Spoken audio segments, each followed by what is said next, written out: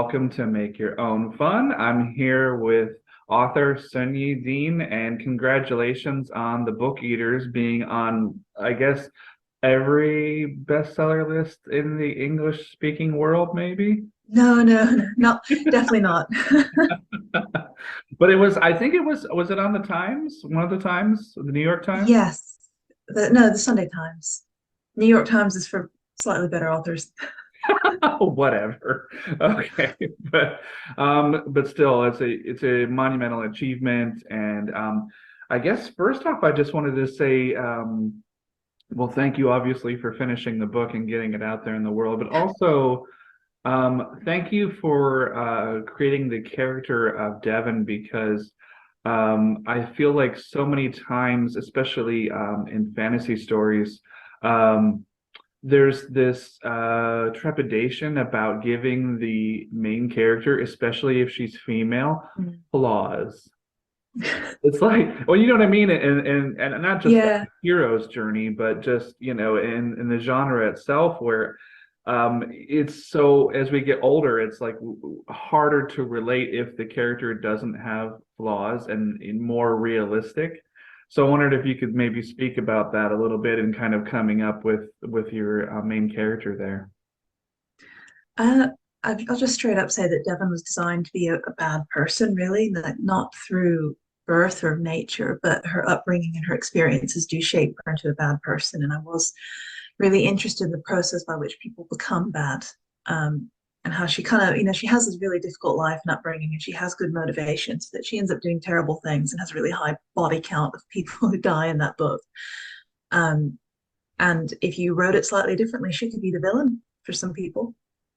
I know, but I Um, think that's great because um and hopefully this is becoming more of a trend in literature and pop culture with television and movies in general, where there's this wonderful gray area, which I think is great as a reader because you want to fall in love with the world, the world building, you want to fall in love with the characters. But it's kind of like if you're spoon fed too much at the beginning, then it's kind of like, oh well, this person is clearly the villain and this person yeah, so I believe I read an interview where you said that the process was about 5 years from start to finish with the book. Was that true? yeah, they're not all of that straight working on it. I think the idea kind of came about slowly while I already had another book on submission with my agent, which didn't sell. And then I tried to write something that was like epic fantasy because that was the big seller at the time. It didn't work. So I came back to this one, wrote it. And then yeah, once you sell it, it's a 2 year lead time for that book to hit Oh. shelves. So it's a long delay, not the longest I've heard. I think I've seen people 3 or 4 years waiting for a book to actually come out. So it can be a while. Was that interesting with your friends and family where you had to tell them like, oh, it's coming? Because a lot of that, I've had luckily had a few things published, nothing a worldwide bestseller like The Book Eaters, but but it's one of those things where people, you tell people or your close circle of friends or family that, Yeah. I've signed the contract, the agreement, everything's great. They have this schedule they have to adhere to. There are other people in the world other than me, and they all have their allotted, time on the Yeah. calendar that they're going to come out, and people are like, uh-huh, that's great. So your book is, oh, it's coming, it's coming. Right, right. And then it's like, yeah, like you were saying, if there's that much Yeah. of a lead time, people tend to not only forget that you told them, or they're just dismissive and like, oh, you have a book coming out. Yeah. Right, sure. So how was that? I can sympathize. Actually, I didn't tell my parents for a couple of months because if I'd told my dad, he would have told my grandmother, and she would have sent out an email to the family email circuit, and all of them would be saying, "Don't tell anyone." And we had to at least wait till the contracts were signed, so that if they're telling people on the kind of down low, it's Oh really yeah, painful. yeah. And publishers are really, especially in the Mm, social media age, they don't want you to leak even snippets or mm. things of the artwork or cool fonts for chapter headings. They're like, no, no, no, no. We want to make the announcement. Like, we'll tag you in the announcement, and you're going, Yes. but you get like no kernels, nothing, and so Yeah. for like that lead in time, you're just so many people are just dismissive. They're like, oh well, if it's not there on a shelf in a Yeah. store or on Amazon or something where I can easily cross-reference it, it doesn't exist. Yeah, and I mean, I have heard an extreme case. There was a woman in one of my Facebook submission groups where she got the offer and she couldn't keep it to herself. She did immediately kind of like put it on Facebook, and the publisher withdrew their offer. And so she's asking people, "Oh, what can I do? How can I change your mind?" It's like, well, you can't really. I mean, it was harsh, but Oh my gosh. Yeah, and you got to put the get fear that. of God in all of us. It's tough. I guess it's and I've never had to sign like a non-disclosure agreement, but I know that for movies like Marvel, Star Wars, these kind of things where they're like you literally can't say anything, and if you see a glowing red dot show up on your face, it's because Disney is coming for you. Like, Yes. so was there anything like that? Any kind of stipulation in the contract where you couldn't just say anything before it came out? Um, so firstly, I mean, it takes, I don't know what it's like for the presses, but certainly during COVID and for the bigger presses, it's 3 to 6 months before you even see your contract. So, you may be working on the book with just a deal memo, which is an email, a gentleman's handshake agreement. Um, but when, it's understood that you can't say anything, you don't say anything. They don't want you to breathe a word really until they have like pre-order links or something up. Um, yeah, and I think that there's a lot of stipulations of what you can and can't work on in contracts as well, and what you can kind of do around that. Oh God, that's got to be incredibly frustrating for. But I also assume, making an ass out of you and me, that during that time you were working on other things, other writing. When you're just waiting for the book to come out, it's not like you're just sitting around with bated breath, going like waiting for that 2 years to pass by. Well, for us, a lot of that time, so we did about 10 months of editing on that book. So after we signed, I think I was busy with other things, like I was moving house, and that just took a few months and stuff like that. And there's a lot of like back and forth with the contract and all this other stuff. So for the first, I think the contract came about 3 months in, and I was doing other things. And after that, we were, there was edit letters. We did 3 rounds of developmental edits. That book went through so much editing, and that did take the bulk of the time. And then after that, yeah, I think when I handed it in, there's about a year left till launch. That's when I started trying to work on something new. Oh, okay. So I am kind of curious. You were talking about having set up and worked on other projects before the Book Eaters was accepted. Were the other projects similar in tone and genre, or were they just wildly different? Kind of, I guess you don't want to say too much and give too much away, but can you kind of speak on that? I mean, do you feel like they were completely different from the Book Yeah, Eaters? it's all right. They're trumped now. So I think the first one was like my attempt at epic fantasy because that's what I grew up reading, and now I know that I don't really like writing that. I don't read it much anymore either. I think yeah, I don't really read it much anymore, and it just didn't work for lots of reasons. It had 1,000 ideas crammed in that didn't fit into a plot. The second one was kind of similar. It was contemporary fantasy, but it had a lot of issues as a manuscript. So I completely understand why it didn't sell, actually, in hindsight. Fair enough, fair enough. I remember reading Tolkien for the first time and thinking, this is amazing, an epic fantasy that you can kind of sink your teeth into. And then as I became a writer years later, going back and reading like The Hobbit or Lord of the Rings, going, do people really always speak with exclamation points at the end of every sentence? Like it can't be that exciting all the time. And then it's like you try to write it. It's so I mean, first of all, it's like who just sits around and invents languages for their different sects of characters, right? You're going, I, There's just not enough time in the world, you know. And it was a different time, a different world. I think he also had far less distractions than we do now, too, you know.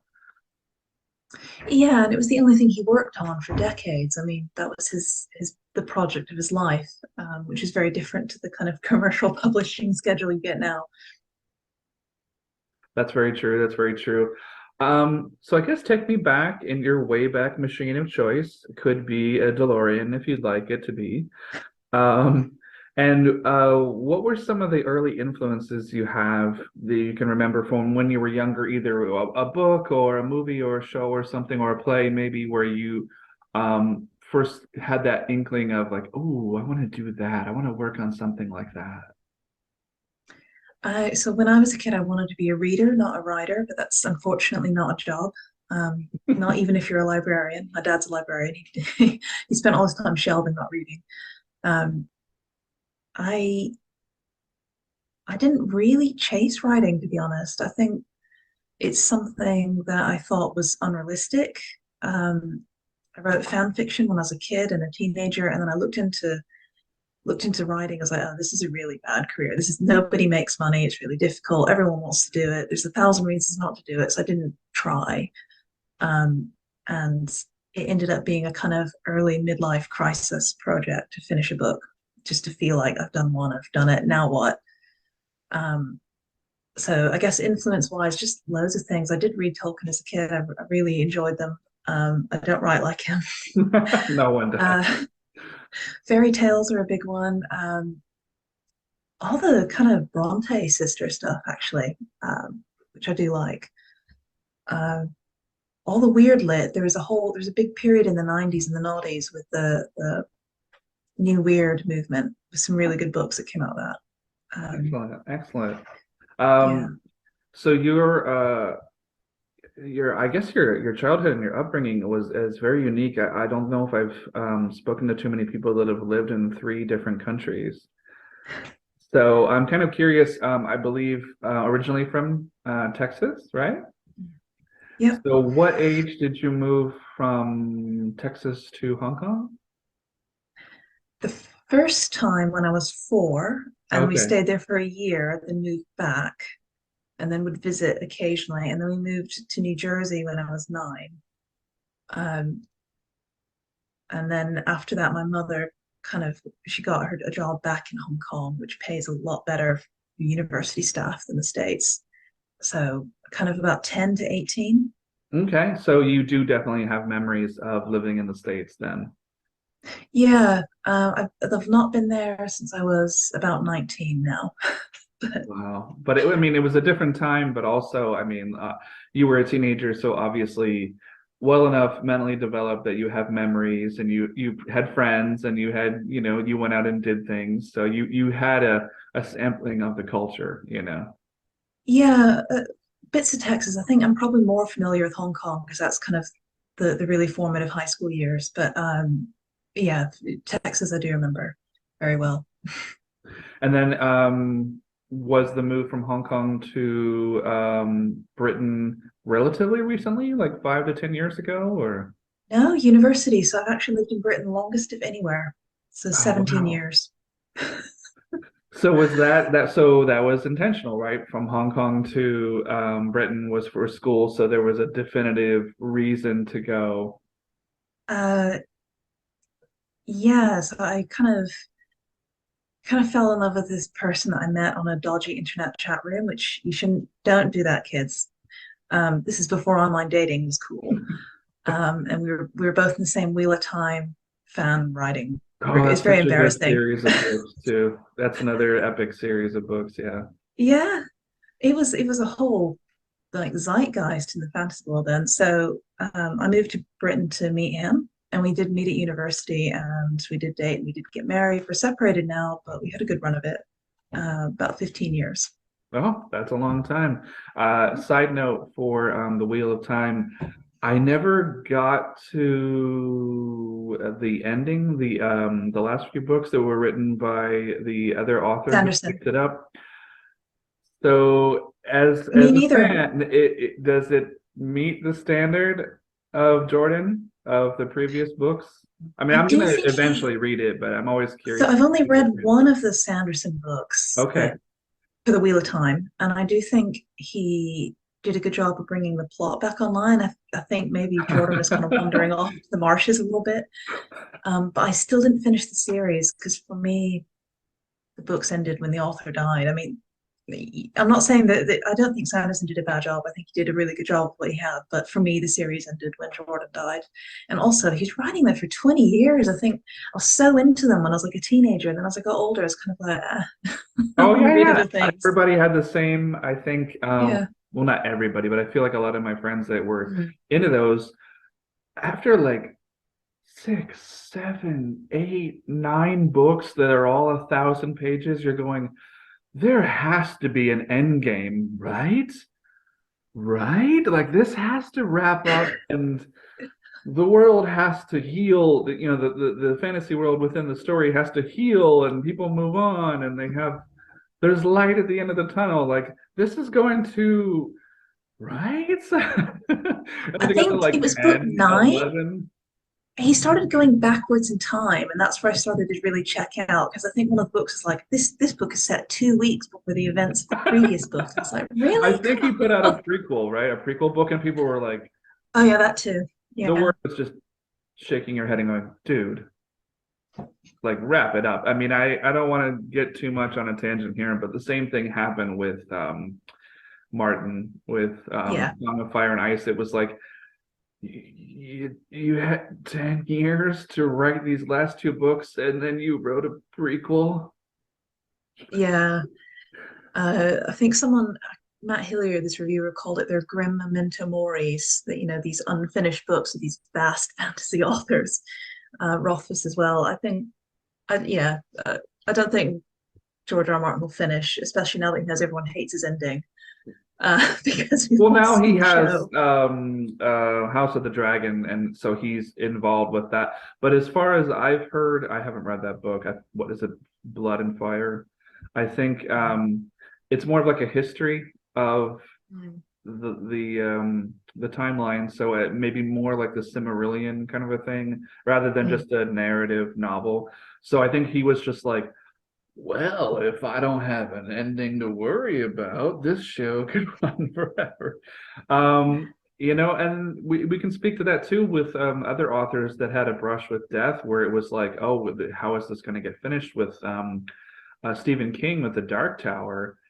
Oh, He got hit with that van on a walk, and it was very hit or miss where he was going to pull through. And then I know that the last three books for The Dark Tower, he kind of just got them out in like a year and a half, and people were like, so used to I getting didn't realize that. that series like every 4 or 5 years, and all of a sudden to get three in like a year and a half or 2 months. And he's even said, yeah, I kind of rushed those.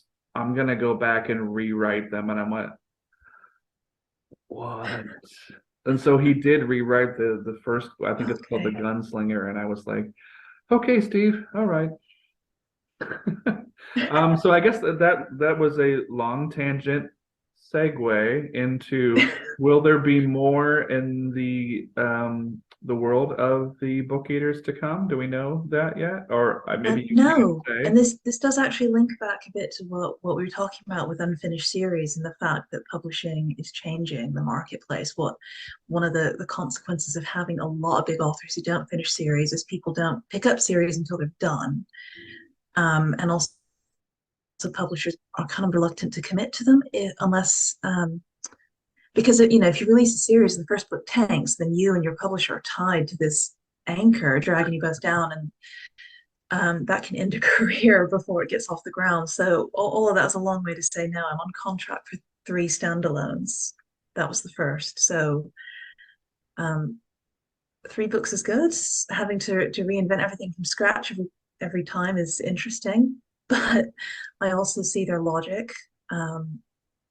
I Series are hard work right now. It's hard to convince readers to buy into a new series. A lot of people are reluctant.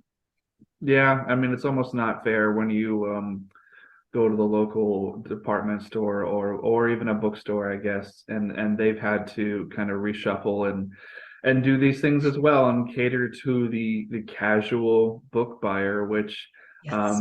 it's become a point where it's like you can slap a celebrity's face on the cover of a cookbook, and that cookbook will sell millions of copies. I don't know if a lot of people even ever finish or go through all the recipes in this cookbook, or if said celebrity even had anything to do with the cookbook other than their Yeah. face, like licensing their face.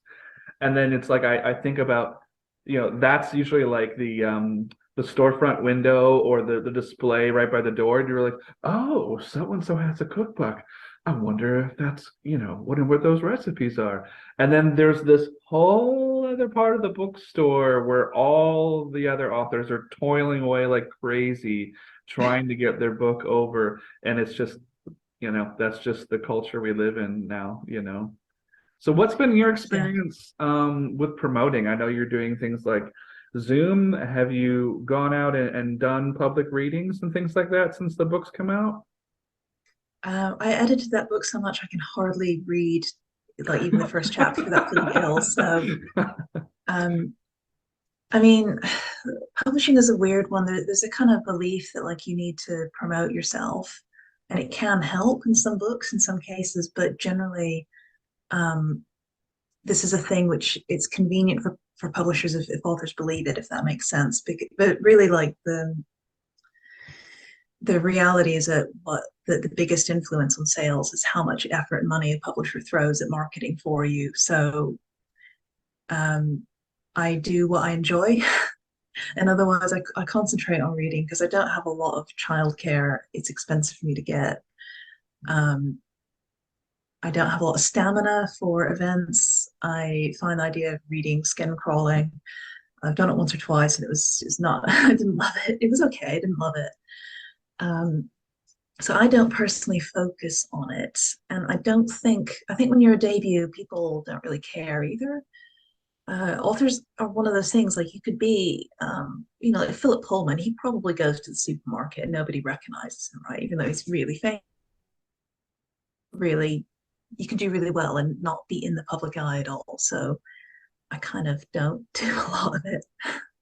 Maybe it'll change one day, but I don't think so. Well, I mean, to be fair, I mean, your book is done so incredibly well. I mean, I don't see you going on television shows and talking about how amazing you are, but I think that the word of mouth, either just through social media or regular media, has been so positive and so strong about the book. It's really kind of selling itself at this point. I mean, knock on wood, can't find any wood in front of me, but you know what I'm it saying? Like, it does help. Word of mouth does help. I do think just having watched it from the background, I mean, the sorry, I'm going to sound really cynical when I say this. When publishers like to say a book also spreads by word of mouth, and that itself is a marketing technique to make it sound like the success is organic. But realistically, in publishing, the fate of your book is decided the moment it's bought by the size of your advance, which determines how invested they are in marketing. And they did do a lot. But a lot of stuff that you don't see. So, for example, Tor will early on, a year before the book was coming out, they're sending out snippets and previews to the Shelf Awareness newsletter, which has 400,000 subscribers. They're sending ARCs to booksellers with special quizzes. Harper on the UK side, they sent cake pops, like little cake things with the cover on to booksellers, all the stuff that they do because publishers can't sell books to readers. They don't own stores. So right. they try and push the books really hard to stores or to independent gatekeepers like crates and subscription services. Yeah, and And then they hope that carries on from there. I may really have become an interface just between the author and the reader. It's just with the amount of time in a day, where just think about yourself just walking and you're just inundated by images, billboards, Yeah. signs, people walking by singing a song and they're listening to as they're jogging or something. It's just so hard to get a snippet, even just a little. It's a little bit easier, I think, for some of the things that I do in terms of like poetry, to get up at an open mic and read three poems in a 5 minute slot at an open mic. if I've got a book or a chapbook or something coming out and I can just kind of hold up the book. Sometimes people film these things at the venue and they put them on their website or their YouTube. Um, but and I'm sure you've seen the movie Man on the Moon with Jim Carrey playing Andy Kaufman, I where don't think so, actually. I've seen quite a few Jim Carrey films, but not that one. yeah, it's a funny movie but a serious movie about the comedian, and one of his gags was I still can't believe he did this, but rather Wait, is infamous. that the guy that puts the seeds under his nose and stuff like that? And he Yeah. doesn't think he's funny, and everyone else thinks, okay, I have seen that actually, never mind. Yeah. Where he went, I can't remember which college it was that he went to, and he's like, "All right, tonight's reading will be The Great Gatsby, page one," and he literally read the entire book, and people just slowly got up and started leaving, and then the movie, it cuts to hours and hours and hours later, and so there's just like one guy just passed out in the front row, and he's just trying to finish the book, and he closes the book, and the guy's like, huh? Huh? And he just gets up and he walks away, and he's just like, ugh. But it's just that's a comedic thing. But I mean, to for a novel, it's like the excerpt. I guess you just find a fun chapter or fun dialogue section, or how would you go about promoting that, at an event? I tend to just read, if I have to read, I read the opening because to me the opening is like designed to draw people in and everything else feels out of context. Other than that, I think, yeah. And also because I feel like it's a very Marmite book. I know Americans have that expression, it's like love hates. And I think if you read the opening and you hate it, you're not going to find the rest of it gets any better. So it, it But sets people up, it sets their expectations. yeah, but if you think also to, what's a good example? Oh God, it's been so long. Harry Potter. And the very first, I think the very first prelude chapter, I want to say, isn't it called The Boy Under the Stairs or something like that? Uh-oh!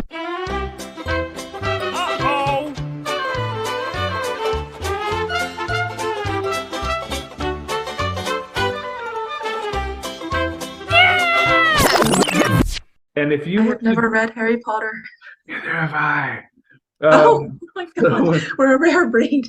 I'm like waiting for the red dot target. So you open it, right? And you're looking at it, and to just even open that book and read it, it's like just like a 3 or 5 page little prelude, and you're going, well, but who would know as a prospective publisher that that little thing about his, inner monologue of his life or something could lead to this epic fantasy? And the thing is, now that I think about it, and I have gone to bookstores and I have read that prelude, and I think that's a really brave opening that she did for that, because it could have started, if you've seen the movies, it could have started with just the introduction to the wizarding world, and that is more what I call wham bam special effects, people in funny costume and pointy hats, and it draws you into the world. But I just thought, what an interesting, little bit of seeding the character of just how horrible this kid's life is. And it's so true to what you're saying, which is like, you open it up and you read it, and if you go and let's say, oh, you open up and you read it in the 90s, and you went, nah, put it back on the shelf, because if it's not for you, it's not for you. I don't know, that was a long diatribe. No, uh no, that's fine. I agree. I think I like books personally. Like some of my favorite book openers, not they're not like in media res. They're not fast in that way. Because to me, I think if you do it well, it suggests the book is confidence. It's not begging for your attention. It's not trying to hook you. It's like this is me. This is what it's very different. Whereas sometimes I think some of the books that just come straight out the gate, launching, flisfying, to me they feel a little bit try hard at times. True. I know that I did that with my book, and so it is a little bit try hard. I'm guilty of that, but I What like it when works, I'm a what reader. I doesn't like the work? calmer starts. Yeah. One of my favorite recent science fiction books by Andy Weir, which is The Martian. It Okay. really is what I call an uppercut, but the three-word introduction really is sustained for the entire 300 pages, which it starts with a quote from the main character who's stranded on Mars, and it just says, "I'm so fucked." Because he's stranded on, it's like that sums everything up. You're drawn in going like, well, why is he fucked? How was this happening? What's the cause of this? And so I I read the first chapter, the entire first chapter, standing in the store, and I was so riveted, I bought it. And I was That's great. but it was one of those things where I was just, I don't know, waiting to go meet friends somewhere or go to a movie or to lunch or something. And I was just killing time and I wandered into a bookstore and I'm like, oh, The Martian. Like, what's that? I'm like, I just opened it up and I went, he's he's fucked. He's an astronaut. Why is he fucked? Like, what is this? And then I read the entire book, I think, in like 2 days. Because it was like it was riveting, and to know to go back and learn about the author and realize um, it took him like 7 or 8 years to finish that Mm, book, and he was actually putting out stuff on his yeah. website. I mean, now he's a household name, but it goes to show you that it's all about grassroots and it's all about word of mouth. I know you made it sound earlier like you were getting robocalls from your publisher, like with a robotic voice, the word of mouth is going well. Well, no, I guess what I always want to caution people that, it helps if the book is good or if it connects with people, but I've definitely read books I think are as good as mine or often better, which just don't get that level of marketing support, so they don't find that readership. And it's not that, you know, a lot of books are good, basically. So I think I It always does feel like I help have if to the book's tell people good. that Yes, I agree. because I do have a lot of friends who are what they call the mid list, which is basically you're either lead title or you're mid list. And there's not a lot they can do about their sales. It's kind of outside their, but that makes it exciting, I guess, when you see, because Andy Weir is an actual breakout. Like he did, you know, he really, he definitely deserves that title. He absolutely broke out on his own merit and all kinds of other things. So, Very cool. And I don't know if you have other friends that are published authors, but there are a few friends that I have, and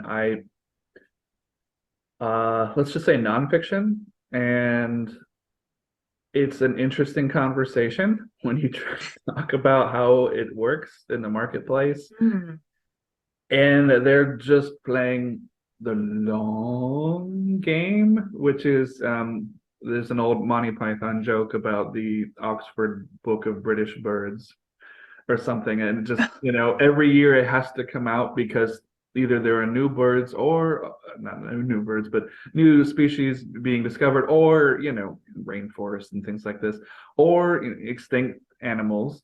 And so the joke is just, oh, it'll never go out of style, it'll sell forever, and this and that. But the thing is, it's like it's still just the one book. It's just a new edition.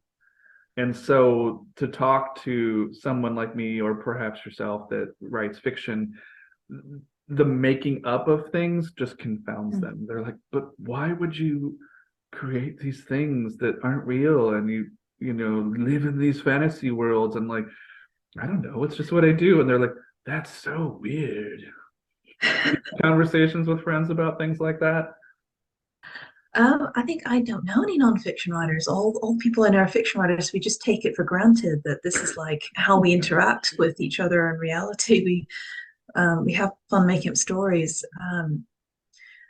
I think among writers we talk way too much rubbish about the industry, just day in and day out. Usually on Discord, usually complaining about this thing and the other thing, and um, yeah, it's I found it really hard to meet other published writers at first because people can be a little cliquey, especially when you're new.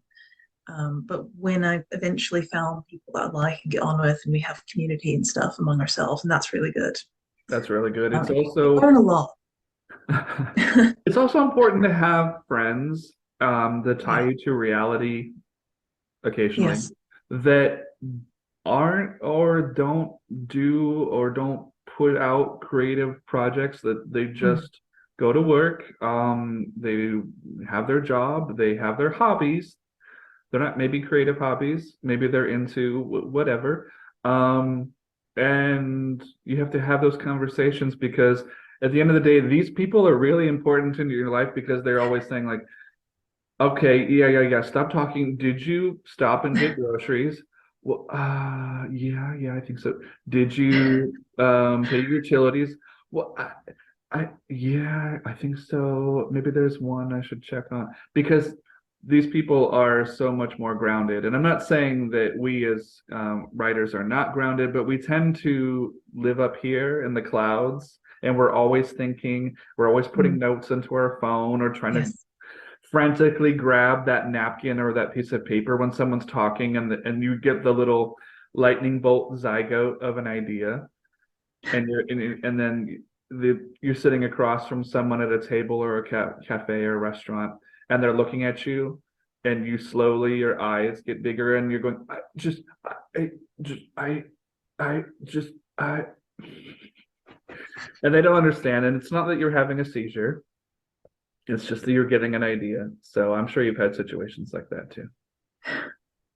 Yeah, I think I have a infrequent D&D group I go to, and when I go to it, nobody talks about work, and so I definitely don't talk about books or writing. And it's very like, it's that very specific kind of interaction that you get with D&D where everything's about the game, and other stuff just stops at the door. And I think that is really, really good.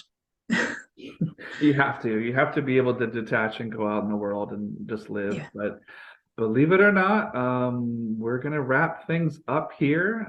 This has gone so well. I'm so glad that you took time from, piloting the Enterprise to spend some time with us. And I would just like for you, if you could, to let folks know where they can find and access your work. I know you have a website. I use Twitter for as long as it's still standing, which can be any time from a few days to a few weeks. I do have a website, and on it, because everyone said you should make a newsletter, and I hate newsletters, so I just made this thing called a dog letter, which is like a newsletter, but you get pictures of my dog 3 times a year and occasionally Awesome. book updates at the end. Other than that, yeah, I use Goodreads, Instagram infrequently, TikTok when I've had enough to drink first. It's just too, Haven't got I on. don't I like, haven't got on that train yet. I see people doing it, and it's just my attention span. Yeah, it just seems like flashing light for 30 seconds, and then it's over. yeah. I don't really make stuff for it, but I get on it sometimes when people tag me. I do find it a lot, the fact that you open the app and it just immediately plays music and lights at your face. And so it's It's almost like an alarm that you didn't want going off. yeah, that's a good Just you description. got to be on mute, otherwise you're like, yeah. So there's the cindydean.com, right? That's Yeah. where people can go. And do you have a YouTube channel or anything where people can see you reading or promoting or tap dancing or Um, something? no, I probably should. There's free chapters on Tor's website, I think. And for that, I mean, but there's also sample chapters on Amazon, stuff like that. I'm not a very good self-promoter. No worries. That's Um, what people like me are for, to be idiots and point people towards your awesome work. But thank you for taking the time. I just wanted to make sure that I'll let you know we'll get this thing out there and we'll promote the book and have a great that's rest really of your kind. Thank weekend. you. Yeah. You as well. Bye now. Right. Bye.